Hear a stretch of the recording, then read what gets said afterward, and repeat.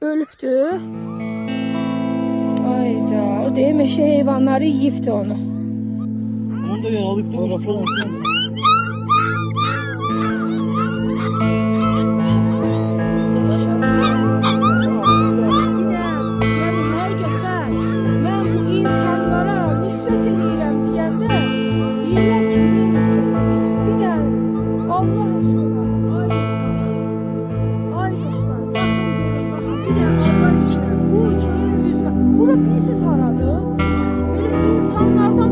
uzak bir yerdir ki.